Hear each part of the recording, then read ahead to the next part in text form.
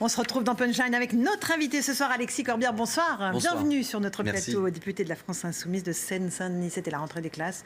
Aujourd'hui, évaluation pour tous les élèves, de la 6e en passant par le CP jusqu'au lycée. C'est une bonne chose qu'il y ait des évaluations. Au moins, allez, peut-être pour connaître le niveau de ceux qui sont dans une même classe. Non mais des évaluations, il y en a. J'espère que tout le monde sait qu'il y a des évaluations. C'est pas M. Blanquer qui a inventé le principe de l'évaluation. Oui, il faut se méfier. Il y a beaucoup de communication. Il y a eu une évaluation générale qui est entrée en 6e. On fait tous, moi j'ai été enseignant, et on fait toujours en début d'année des petits travaux pour voir un peu le niveau des élèves, etc. Donc moi je ne m'oppose pas à ça. Mais là aussi, il y a une rentrée qui a été organisée par le recteur vendredi en Seine-Saint-Denis qui nous a réunis. Moi je lui ai proposé aussi qu'on puisse évaluer les résultats du recteur, par exemple, et de ce gouvernement. Par exemple, le taux de fuite vers le privé, par exemple, face auquel je trouve que les moyens de l'État sont un peu impuissants. Moi, dans ma circonscription, à Bagnolet, on dit qu'il pourrait y avoir un collège équivalent si les gens ne quittaient pas le service public. On peut comprendre que des gens n'aient plus confiance dans l'éducation nationale, mais qu'est-ce qu'on fait pour les gagner? Et je trouve que bien souvent, on ne fait pas grand-chose. Donc, vous voyez, si tout le monde veut s'évaluer, il n'y a pas que les profs qui, bien souvent, font ce qu'ils peuvent avec des moyens dégradés. C'est ça la réalité, mal payés. Je rappelle que nous avons des enseignants les moins bien rémunérés au niveau européen et même au niveau de l'OCDE. Et un département comme le mien en Seine-Saint-Denis cumule beaucoup de difficultés. Et malgré les éléments de communication, la rentrée reste très très difficile. Ceci, je souhaite bonne rentrée à tout le monde. Bon, moi, il y a eu des petits incidents, mais qui sont peut-être pas dus dans un établissement à Montreuil, qui sont peut-être pas dus aux conditions de rentrée. Et on va voir véritablement ce qui se passe concrètement sur le terrain. Évaluer les établissements, est-ce que ça peut mener à une mise en concurrence, encore une fois, évidemment. Des établissements? C'est ça l'écueil, c'est ce que dénoncent une partie des syndicats d'enseignants. Moi, le recteur me dit la main sur le cœur, ça ne servira pas à faire les bonnes feuilles de tel et tel hebdomadaire. Bien sûr, qui croit à ça? D'ores et déjà, ça existe. Évidemment, ça va être une mise en concurrence. Évidemment, vous allez regarder, vous, moi, tous ceux qui nous regardent, même si je suis un ardent défenseur du service public, qui ne va pas regarder l'évaluation et les résultats de l'établissement scolaire. Et ça va être un fort encouragement à éviter tel établissement sans s'interroger pourquoi il y a ces difficultés, etc. C'est une mise en concurrence. Mais c'est ça le projet. Et c'est détestable. Alors, une fois que j'ai dit ça... Vous pensez que c'est ça le projet des évaluations? Évidemment. Le projet caché, c'est ça? Je pense qu'il y a une tension aujourd'hui du système qui vise à s'aligner sur le privé, sur l'idée que le chef d'établissement doit être aussi une sorte de manager, qu'on va progressivement mettre les enseignants non plus comme des fonctionnaires nationaux, mais sous la responsabilité du chef d'établissement. C'est ça le projet.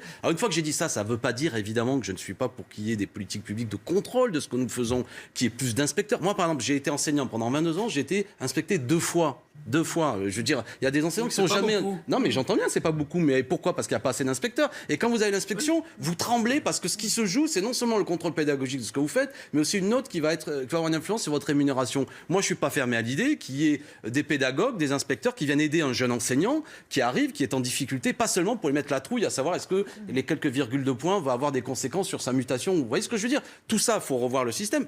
Tous les enseignants, de mon point de vue, sont favorables à ce que on ait des politiques globales, on se fixe des objectifs au niveau du rectorat. Je dis par exemple, on se fixe pour objectif la reconquête des enfants qui partent vers le privé. Par exemple, parce que les parents, ayant la trouille d'une dégradation du service public, ils disent moi je fais plus confiance au service public. Qu'est-ce qu'on fait? Évaluons ça. C'est pour ça que je disais au recteur. En Seine-Saint-Denis, il y a un taux de fuite qui est de plus en plus important. Qu'est-ce que je fais? Est-ce qu'il y a vraiment un discours qui est fort en disant voilà, on a mis des enseignants, il y a des projets pédagogiques, on va... Bon.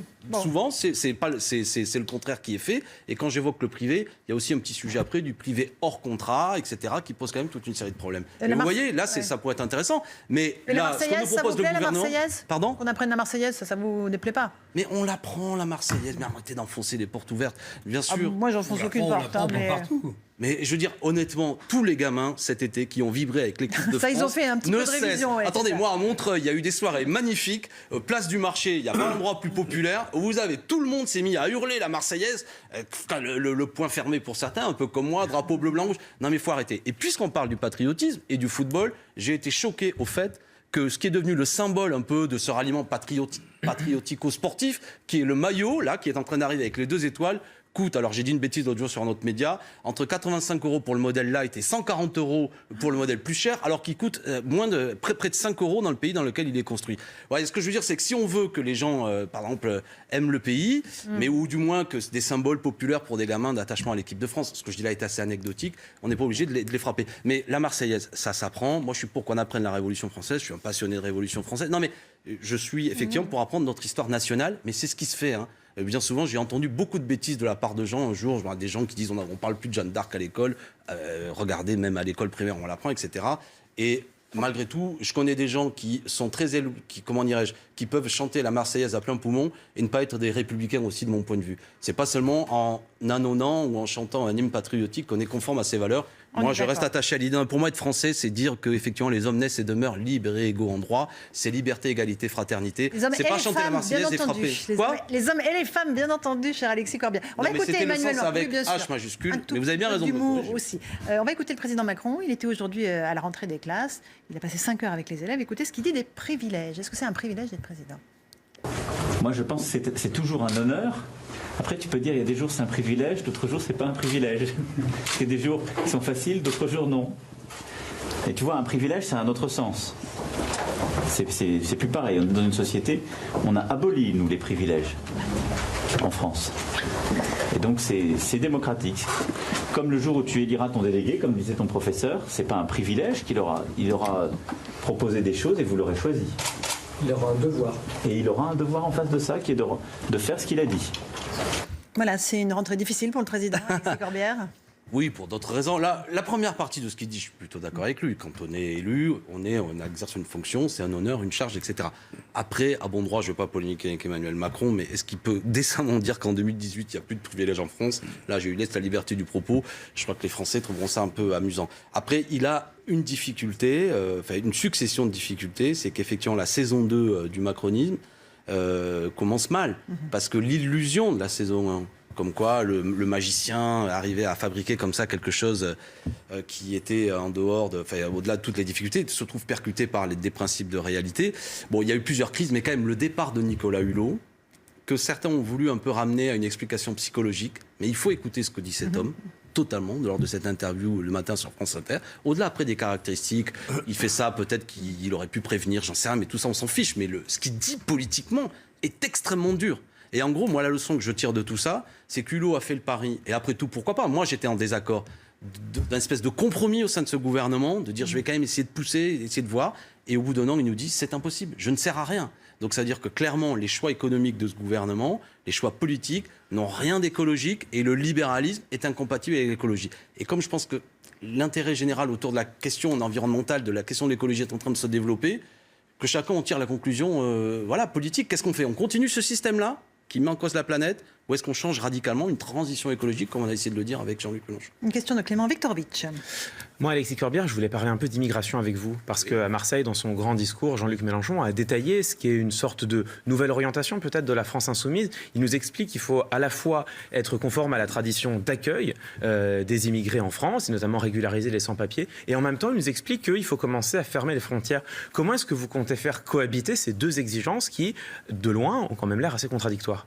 Vous êtes trop fin observateur pour que, prenant l'idée de fermer les frontières, ça n'existe pas. Vous êtes souvent, je vous vois et je vous apprécie, quand vous prenez les gens au mot, c'est un slogan, ça n'existe pas un pays où les frontières sont fermées. Enfin, je veux dire, ça n'a jamais existé à travers les temps et personne ne projette ça sérieusement. Évidemment, il y a un mouvement naturel d'immigration, c'est pas le sujet. Deuxièmement, je vous prends au mot aussi, que ce que nous disons à l'heure actuelle est exactement la même chose que ce que nous avons dit durant l'élection présidentielle. Alors, je vois bien qu'il y a un thème que certains veulent développer à l'heure actuelle, notamment un peu auprès du président de la République, qui consiste à dire en Europe, désormais, il n'y a plus que deux pôles. Le pôle Matteo Salvini, l'Italie avec Orban et les progressistes, et puis en gros, rien entre les deux. Et voilà, et on essaie d'embarquer Mélenchon avec...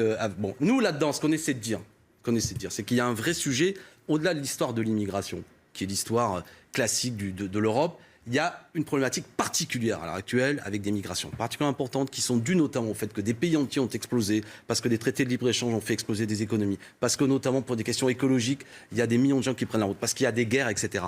Et que la question de l'immigration, il faut aussi l'apprendre comment on essaie d'éviter que des millions de gens soient jetés sur les routes. Donc, et cette problématique-là, qui me semble être une problématique cohérente, c'est plus seulement parce que, comme dans les années 70, on avait besoin de boulot, on faisait venir des gens, le patronat lui-même organisait le fait que des Italiens, des Portugais, des Algériens viennent travailler parmi nous. Aujourd'hui, c'est autre chose. Donc, il faut s'interroger par rapport à ça. Mais concrètement, du coup, une fois que vous avez dit ça, concrètement, comment est-ce que ça peut se traduire en actes ? Quelle politique publique concrète vous défendez ? Je vous accorde que c'est pas dans un claquement de doigts et malheur à celui qui veut faire croire que par un slogan simple, on va régler cette affaire. Je dis que nous avons un devoir d'abord, qui est un devoir international. Quand des gens sont sur des bateaux, il faut les accueillir. Ça n'existe pas. Tout le reste, c'est du baratin.